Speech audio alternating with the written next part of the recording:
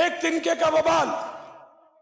بنی اسرائیل کے ایک شخص نے اپنے تمام پچھلے گناہوں سے توبہ کی.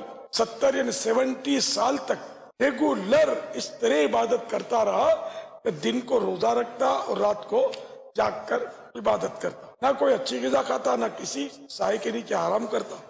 اس کی وفات کے بعد کسی نے خواب میں دیکھ کر پوچھا ما فعل اللہ بکا، یعنی اللہ پاک نے آپ کے ساتھ کیا معاملہ فرمایا؟ جواب دیا اللہ پاک نے میرا حساب لیا، پھر سارے گناہ بخش دیے، مگر ایک لکڑی جس سے میں نے اس کے مالک کی اجازت کے بغیر دانتوں میں خلال کر لیا تھا، اور یہ معاملہ حقوق العباد یعنی ہیومن رائٹس کا تھا، اور وہ معاف کروانا رہ گیا تھا. اس کی وجہ سے میں اب تک جنت سے روک دیا گیا ہوں. اے عاشقان رسول غور تو کیجئے، ایک تنکا جنت میں داخلے سے رکاوٹ ہو گیا. اب معمولی لکڑی کے خلال کی تو بات ہی کہاں ہے. بعض لوگ دوسروں کے لاکھوں بلکہ کروڑوں روپے ہڑپ کر جاتے ہیں اور ڈکار تک نہیں لیتے. اللہ پاک ہدایت عنایت فرمائے. ہے یہاں سے تجھ کو جانا، ایک دن قبر میں ہوگا ٹھکانا، ایک دن منہ خدا کو ہے دکھانا، ایک دن اب نہ غفلت میں گوانا،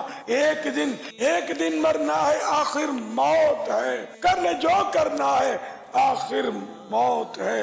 صلو علی الحبیب صلی اللہ تعالی علی محمد. مدنی چینل دیکھتے رہیے.